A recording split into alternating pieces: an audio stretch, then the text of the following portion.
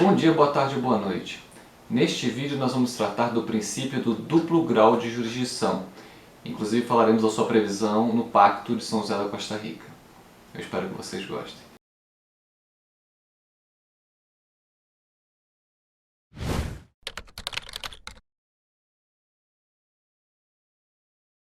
Muito que bem, meus diletos.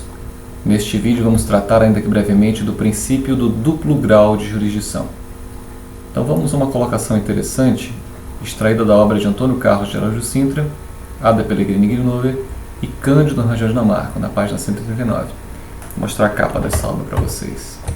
É este livro aqui, Teoria Geral do Processo. Essa é a 15ª, ou melhor dizendo, 25ª edição, Malheiros Editores. Certamente há edições mais recentes, né? Mas eu tirei dessa edição. Essa observação é interessante, ó. A fim de que eventuais erros dos juízes possam ser corrigidos e também para atender à natural inconformidade da parte vencida diante de julgamentos desfavoráveis, os ordenamentos jurídicos modernos consagram o princípio do duplo grau de jurisdição. O vencido tem, dentro de certos limites, e aqui eu ainda há de chegar o momento de eu postar vídeos sobre recursos do processo civil. E existem os chamados requisitos de admissibilidade. Então esses seriam alguns limites, né, para o direito de recorrer. A gente vai falar disso no futuro.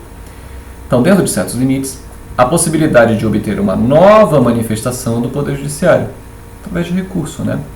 Para que isso possa ser feito, é preciso que existam órgãos superiores e órgãos inferiores a exercer a jurisdição. Então essa colocação é muito importante.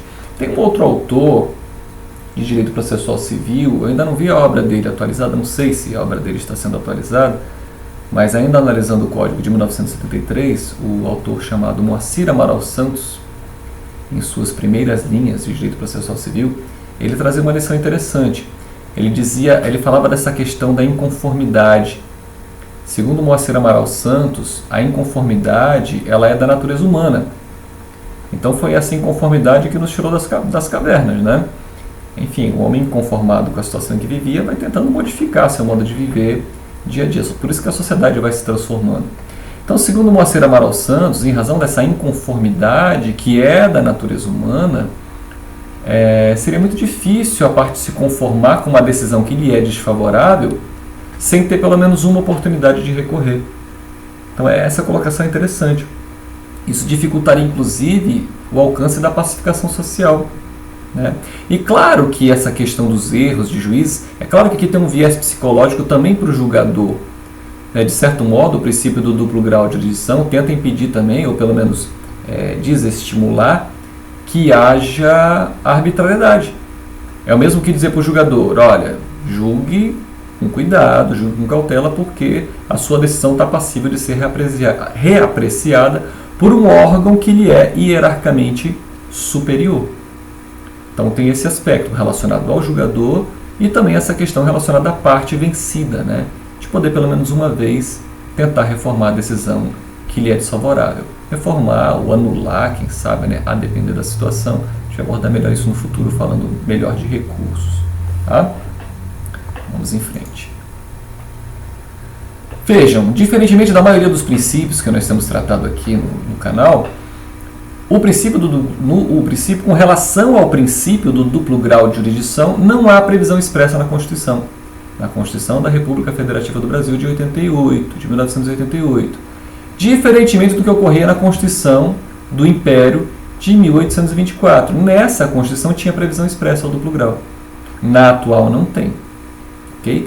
Mas, de qualquer modo, a Constituição de 1988, não obstante não ter essa previsão expressa, né, nós vemos o princípio do duplo grau de jurisdição implícito nela, né, em vários dispositivos, dentre eles os artigos 5º, 102 e 105. Vamos ver o que eles dizem. A começar pelo artigo 5º, inciso 55. Já falamos dele quando abordamos os princípios do contraditório e da ampla defesa. Remeto vocês a este vídeo. Mas vejam o que diz o inciso 55 da Constituição, do artigo 5º da Constituição de 88. Aos litigantes em processo judicial administrativo e aos acusados em geral são assegurados contraditório e ampla defesa com os meios e recursos, até destaquei para vocês, a ela inerentes, a ela ampla defesa. Então percebam que o duplo grau de jurisdição, de certo modo, ele complementa a ideia de ampla defesa.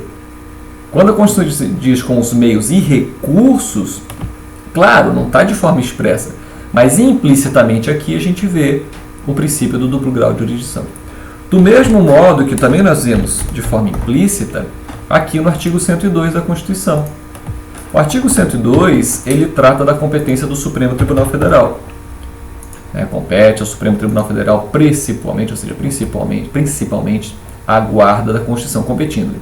Aí o inciso 1, ele fala da competência originária do Supremo. Vou voltar a falar disso daqui a pouco com vocês. Processar e julgar originariamente. Competência originária. É a primeira vez que vai ser processado e julgada a causa. Tá? Agora, quando ele aborda a competência do Supremo no inciso 2, a gente vê aqui implícito o princípio do duplo grau. Julgar em recurso ordinário. Opa, aqui está implícito o duplo grau de jurisdição. Do mesmo modo que acontece no inciso 3, quando fala da competência do Supremo para julgar recurso extraordinário. Julgar mediante recurso extraordinário. Então, implicitamente aqui nós vemos o princípio do duplo grau de jurisdição. Mais um exemplo para vocês no artigo 105. O artigo 105 ele trata da competência do Superior Tribunal de Justiça, que, aliás, é um órgão jurisdicional criado pela Constituição de 88. Então, compete ao Superior Tribunal de Justiça. O inciso 1 também fala de competência originária, ou seja, a primeira vez que vai ser processado e julgada a causa. Agora, nos incisos 2 e 3, novamente nós vemos implícito aqui o princípio do duplo grau de jurisdição. Julgar em recurso ordinário. Do mesmo modo, no inciso 3, nós vemos novamente implícito o princípio do duplo grau de jurisdição, ao ser dito julgar em recurso especial. Então, não há previsão expressa do princípio do duplo grau de jurisdição na Constituição de 88, diferentemente do que ocorria na Constituição do Império de 1824. Mas nós vemos implicitamente vários dispositivos, entre eles esses três que eu destaquei para vocês. Tá? Agora, no Pacto de São José da Costa Rica, que é a Convenção Americana de Direitos Humanos, no artigo 8, item 2, a linha H, há previsão expressa ao princípio do duplo grau de jurisdição. Que aqui está dito, direito de recorrer da sentença para juiz ou tribunal superior. Aliás, deixa eu mostrar a redação para vocês. Vocês acham isso certamente com facilidade na internet, mas deixa eu colocar para vocês verem. O artigo 8 diz aqui no item 2, toda pessoa acusada de delito tem direito a que se presuma sua inocência, enquanto não comprove legalmente sua culpa. Durante o processo, toda pessoa tem direito, em plena igualdade, às seguintes garantias mínimas. Aí ele sai traçando as garantias mínimas. Lá na linha H, está lá o duplo grau de jurisdição, expressamente. Direito de recorrer da sentença, claro que sentença no sentido amplo, de qualquer decisão, para juiz ou tribunal colegiado superior. Nós vamos ver que essa palavrinha aqui é de extrema importância daqui a pouco. Ok? Então, não obstante não haja previsão expressa no texto constitucional, há previsão expressa ao princípio do duplo grau de jurisdição no Pacto de São José da Costa Rica, do qual é signatário o Brasil, a Convenção Americana de Direitos Humanos. Aqui uma observação, tá? E neste ponto, nem a doutrina, nem a jurisprudência, nem a legislação tem muito cuidado. Aliás, é um grande defeito, no Brasil. Os estrangeiros os criticam muito por isso. No Brasil não há muito rigor técnico. O Brasil, infelizmente, não usa de forma adequada os termos técnicos. Na jurisprudência, então, nem se fale. E na legislação, aqui e ali, tivemos patinadas também. Mas isso aqui é importante de ser distinguido, tá? Instância e grau de jurisdição. Quando a gente fala de instância, isso é uma questão meramente administrativa. Então, nós temos a primeira instância, nós temos a segunda instância. Primeira instância, juízo monocrático. Vai ter só um julgador. Segunda instância, tribunal, colegiado. Tá? Agora, quando a gente fala de competência, aí nós abordamos grau de jurisdição. Grau de jurisdição diz respeito à competência. Quando a gente fala primeiro grau de jurisdição, nós estamos falando de competência originária. Primeiro grau, quem vai julgar primeiro a causa? Quem é que tem competência para, pela primeira vez, processar e julgar a causa? Segundo grau, aí é a chamada competência derivada. Ou seja, qual o órgão encarregado de julgar em grau de recurso? Ou seja, vai revisar a decisão proferida em primeiro grau, né? Se houver recurso e nos casos que a lei determina de remessa necessária. A gente vai falar disso depois. Alguns chamam isso de recurso ex officio, mas não é um termo muito adequado, não. Isso aqui, Fred de Júnior explica como competência funcional no plano vertical. Por que vertical? Porque das decisões proferidas em primeiro grau de jurisdição, cabe recurso para os órgãos de segundo grau, que têm a competência derivada, ou seja, vão julgar em grau de recurso. Agora, atenção! Nós acabamos de ver que tanto o Supremo Tribunal Federal, no artigo 102, quanto o STJ, no artigo 105, têm competência originária. Assim como os tribunais dos estados também têm.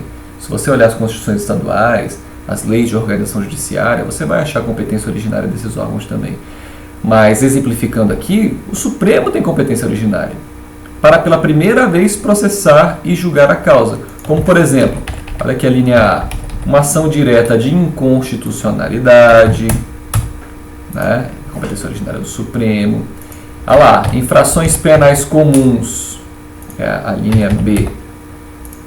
O presidente da República, o vice-presidente, os membros do Congresso Nacional, os próprios ministros, o Procurador-Geral da República. Então, nesses casos, a ação deve ser proposta diretamente perante o Supremo Tribunal Federal. Assim como no artigo 105, inciso 2, ou melhor dizendo, inciso 1, no 105 também está especificada a competência originária do Superior Tribunal de Justiça. Então, cabe a ele processar e julgar originariamente, a título de exemplo aqui na linha A, os crimes comuns. Nos crimes comuns, governadores de estado, Distrito Federal, etc. Então, notem como nessas situações o Supremo Tribunal Federal vai fazer as vezes de órgão de primeiro grau de jurisdição. Nos casos do artigo 105, também o Superior Tribunal de Justiça vai fazer as vezes de órgão de primeiro grau de jurisdição. Então, percebam que a primeira instância não coincide com o primeiro grau. Se você disser que geralmente o primeiro grau ocorre na primeira instância, ok, aí é certo. Mas isso não vai acontecer sempre. O Tribunal de Justiça de qualquer estado, ele pode atuar como órgão de primeiro grau. Por exemplo, aqui no estado do Amazonas, determina a Constituição do estado do Amazonas que um mandado de segurança contrato do governador deva ser julgado pelo tribunal. Então, nesse caso, o órgão que é de segunda instância, ele vai atuar como órgão de primeiro grau de jurisdição, porque é a primeira vez que vai ser processada e julgada a causa. Tá? Então, é essa a distinção. Instância é uma questão meramente administrativa, está mais ligada até na questão da carreira do magistrado, né, que entra através de concurso público. Ele vai começar a atuar na primeira instância e depois, seguindo os critérios previstos em lei, ele pode ser promovido e passar para atuar em segunda instância. Ele deixa de ser juiz e passa a ser desembargador. Né? Agora aqui a gente fala de competência. Primeiro grau, quem vai julgar a causa pela primeira vez. Segundo grau, quem está julgando em grau de recurso. Ok? Essa distinção é importante. Mas, volto a dizer, a doutrina, a legislação, não tem muito cuidado na utilização desses termos técnicos, não. Infelizmente. E para finalizarmos, uma questão. Tá? O que vocês acham?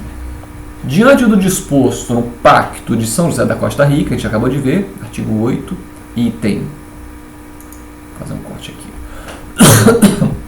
Em 3, 2, 1. Uma questão para vocês. O que vocês acham?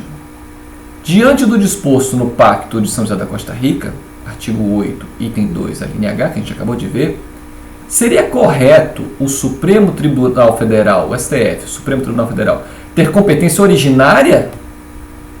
O que vocês acham? Está correto o disposto no 102, inciso 1? O que vocês me dizem? Vocês vão ver que muitos autores dizem o seguinte: mas cabe recursos internos.